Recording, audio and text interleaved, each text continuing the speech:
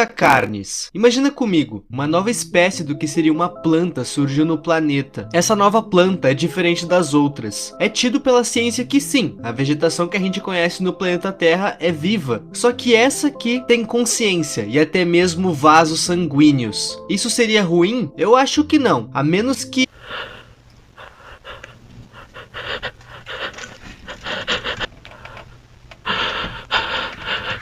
Senhoras e senhores, sejam muito bem-vindos a Vitacarnes.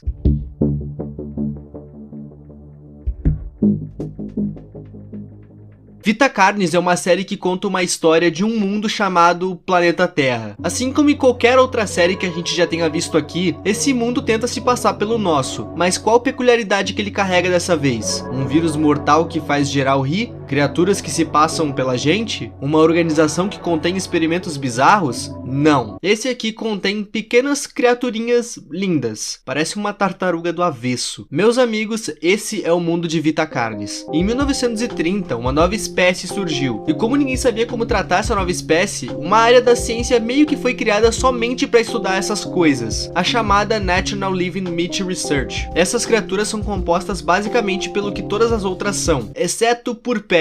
Elas não têm pele, por isso que parecem que estão do avesso. Essa série de vídeos que a gente está assistindo é como um diário de pesquisa da National Living Meat Research. E aqui eles tentam explicar a origem dessas coisas, mas eu já adianto que não tem uma resposta concreta. Essas criaturas podem surgir em qualquer lugar que tenha um pezinho de crawl. Na verdade, todas as outras espécies de Vitacarnes precisam ter esse crawl, mas a gente já fala das outras espécies.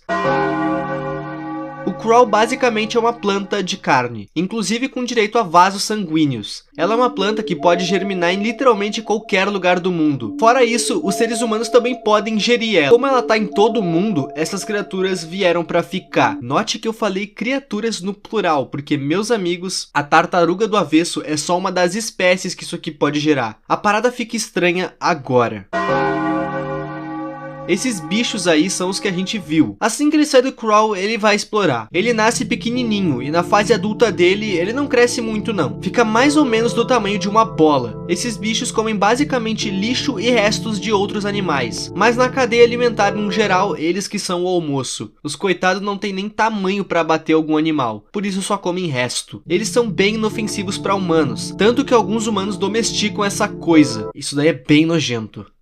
É uma cobra de carne, que lembra bastante um piolho de cobra, só que enorme. Quer dizer, enorme depois de adulta, porque quando isso aqui é recém sai do crawl, ele é quase do tamanho de uma moeda. Por mais que essas criaturas sejam maiores e capazes de abater outros animais, isso daqui também só come restos de outros animais. Quando ela enfim consegue se alimentar, ela vai digerir, mas de uma forma que conserva os ossos e a carne, seja lá do que ela comeu. Porque são os ossos e a carne que vão fazer ela ficar maior. Quanto mais ela come, mais ela cresce. Mas elas não são agressivas. Na verdade, elas são tão inofensivas quanto o trimming. E os humanos também domesticam essa coisa aí, no intuito de manter tudo limpo. Esquece os funerais ou animais mortos na pista. Os humanos ensinam essas coisas a comerem esses restos para manter tudo limpo. Agora a gente chegou na parte perigosa. Sim, o trimming obviamente não é perigoso, e a cobra de carne também não é perigosa. Ela é amiga. Brother, eu diria. Bom, deem olá aos...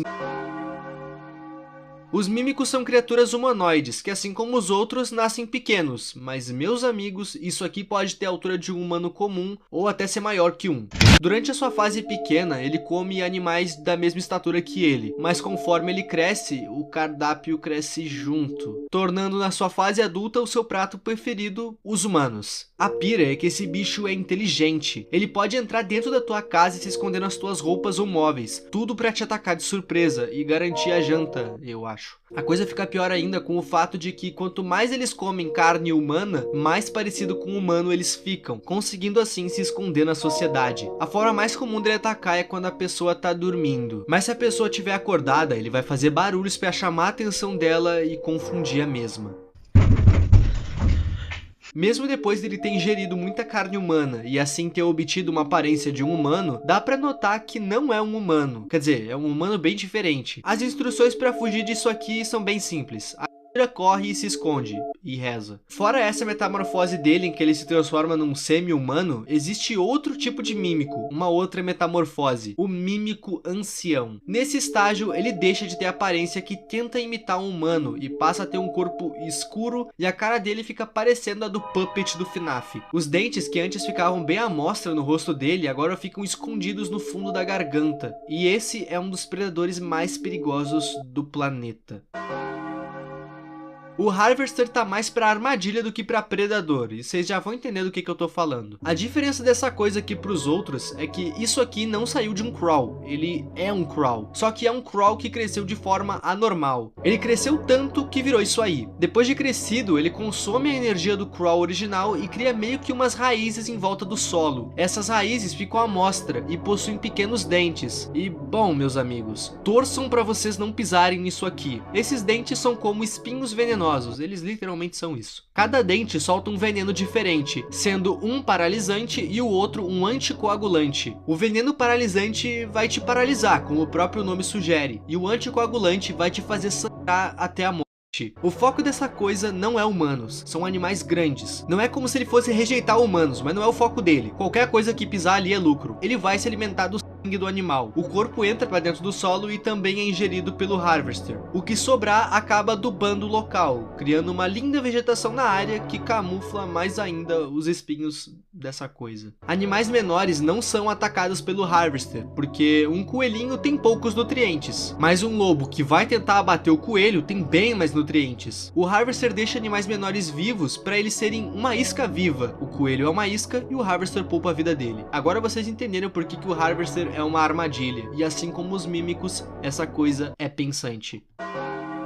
Host of Influence, ou o anfitrião de influência, não sei. Esse bicho lembra um humano, fora o fato dele, ao invés de ter pés, tem algo que lembra raízes, o que incapacita ele de andar. O corpo dele lembra bastante das outras criaturas, parece também que tá do avesso. O rosto dele é liso, sem boca e sem olhos, fora um buraco enorme na garganta dele, que serve justamente para ele se alimentar. E assim como o mímico, essa criatura se alimenta de humanos. Tá, mas como é que ele se alimenta de humanos se ele não consegue sair do lugar? É aí que vem a plot. Nas costas dele tem como espinhos que soltam esporos pelo ar. Se alguém inalar essa coisa, essa pessoa vai ter alguns sintomas comuns ao de uma gripe, cansaço e etc. Porém, conforme os esporos avançam no corpo em direção ao cérebro da vítima, os sintomas mudam também. A pessoa vai perder o controle do próprio corpo e vai passar a ir caminhando em direção ao host que soltou esses esporos, para então ser devorada por ele. Quando a vítima chegar na criatura, ela vai se ajoelhar e vai deixar os seus órgãos vitais bem à vista, tudo para facilitar o almoço do host. Se por um acaso a pessoa conseguir atendimento médico ou até mesmo demorar mais de 36 horas para chegar até o host, os esporos vão perder o poder que eles têm sobre o hospedeiro, ou seja, a pessoa vai estar livre. Agora a gente vai entrar na parte mais estranha sobre Vitacarnes. Se tu acha que o entendimento das criaturas foi, entre aspas, simples, bom... Monolith é uma criatura que surgiu uns anos à frente do resto das outras. Enquanto a maioria foi descoberta em 1930, esses foram vistos só em 1972. Foram encontrados apenas 7 criaturas. E, bom, eles são muito grandes. Essas criaturas ficam em um círculo e não se movem. A humanidade já tentou várias vezes contato com essas coisas, e todas essas tentativas foram hostis, tanto pela parte dos humanos querendo atacar essas coisas, quanto pelo lado das criaturas, se defendendo de forma agressiva. É dito que essas criaturas já foram hostis no passado, mas que agora são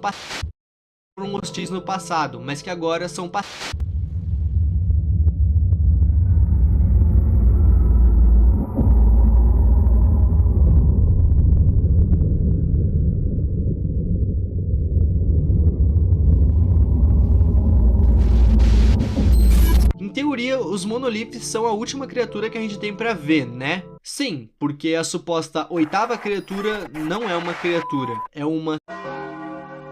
Se vocês prestarem atenção, a gente estava indo num papo de biologia que fazia sentido. Criaturas que tinham uma origem, uma forma de atacar, eram basicamente novos predadores. Faz sentido. De repente a gente está falando de coisas e seres cósmicos e uma literal esfera voadora chamada de singularidade. A gente sabe literalmente quase nada disso. O que se sabe é que ela tem em torno de 1 metro de diâmetro e que ela flutua por conta de uma força invisível, bem como a gravidade. Também é dito que ela emite alguns padrões milhões de sinais, fora uma energia própria. Sobre a singularidade, é só isso que a gente sabe até o momento. Existe mais um vídeo intitulado Message, e nele a gente pode ver algumas coisas interessantes. O vídeo começa como se fosse explicar o que são os monoliths, até ser interrompido. A gente foi interrompido por um vídeo de uma investigação. Existe uma organização nesse universo. Ela se chama Carcass, no caso é uma sigla. E essa organização foi retalhada pelo governo. Olhando o vídeo, é bem óbvio que isso se trata de uma investigação. Uma investigação que tenta ligar todas as pontas soltas dos vídeos em geral. E tem muitas pontas soltas. Muitas pessoas sofreram nas mãos do Vita Carnes. E a polícia e o governo tá acobertando tudo. Eles não querem que ninguém tenha nenhum tipo de conhecimento aprofundado sobre o que são os Vita Carnes e o que eles já fizeram. E bom, lembra da galera da National Living Meat Research? Eles fizeram aqueles vídeos sobre as criaturas na intenção de ser um catálogo sobre elas e como tratar elas. Todos desta organização estão presos. Por algum motivo, algumas pessoas poderosas nesse universo estão tentando esconder tudo, como se aquelas vidas que sofreram nas mãos dos Vita Carnes não valessem nada. Esse vídeo foi postado há 11 dias e é o último dessa série. Vita Carnes também tem uma história paralela, contada conforme os vídeos se passam, e a gente vai se aprofundar nela agora. Em certo momento do vídeo, a gente pode ver que páginas de um livro aparecem na tela bem rápido, e esse livro conta uma história que até o momento parece ser paralela à história do Vita Carnes. Era uma vez uma família mágica. Essa família constantemente viajava por terra e mar na intenção de descobrir novas terras e novas coisas. Em uma dessas viagens, uma tempestade pegou a família de surpresa, e naquele mexe-mexe de onda vai, onda vem, o filho da família acabou sendo jogado barco afora. Na página seguinte é mostrado que o moleque sobreviveu. Depois de muito nadar, ele acabou chegando no lugar. Nesse lugar havia uma caverna. Ele entrou dentro da caverna e usou em si um feitiço que ia fazer ele dormir. Ele iria dormir até que ele tivesse totalmente curado. Esse sono demorou muito, milhares de anos para ser mais exato. Falar milhares de anos não é nem um pouco exato. Fora da caverna haviam essas criaturas, que eu apelidei de ancestrais do Daishikawa. Os ancestrais do Daishi estavam passando fome e constantemente saíam para catar o que comer. Em uma dessas buscas, essas criaturas acabaram entrando na caverna em que o menino estava dormindo. As criaturas ficaram se perguntando quem era aquele ser e o que podia ser aquela magia. Elas queriam saber se aquele ser podia trazer comida para eles através daquele poder. Alguns ficaram com medo e se afastaram do ser mágico, mas outros, mesmo sem saber se a pessoa dormindo seria hostil ou não, resolveram ficar por lá e cuidar do menino enquanto ele dormia. E eventualmente, em algum dia, o menino acordou. Quando ele acordou, ele foi convidado pelas criaturas para conhecer a floresta e obviamente pediram ajuda para ele. O menino faz uma demonstração de seu poder e promete ajudar as criaturas. Ele disse que iria voltar para sua casa, mas que depois disso voltaria para as criaturas para retribuir o favor. Bom, aqui acabam os quadros até o momento. E aqui que entram as teorias. E eu vou contar a minha teoria. Os Vita Carnes é literalmente uma vegetação de carne que evoluiu para seres ambulantes e na maioria das vezes inofensivos. Se vocês olharem bem na página em que é mostrado o menino fazendo a tal demonstração de magia, essa magia lembra muito o Crawl. Pensem comigo, uma ótima solução para a fome seria multiplicar a comida em todo lugar do planeta. E qual a forma mais eficaz de se fazer isso sem ser transformar a vegetação em carne? Lá no começo do vídeo eu citei que o Crawl, a planta principal, pode ser ingerida pelos humanos. A minha teoria seria que o menino eventualmente acabou voltando para aquelas criaturas, e nessa volta ele teria criado um novo tipo de vegetação, uma vegetação comestível que pudesse germinar em qualquer lugar do planeta, com a intenção de acabar com a fome daquelas criaturas. E nisso ele acabou criando o que a gente conhece como Vita Carnes, ou melhor, o Crawl. Mas assim como qualquer coisa viva, o Crawl evoluiu, e é aí que começa o problema.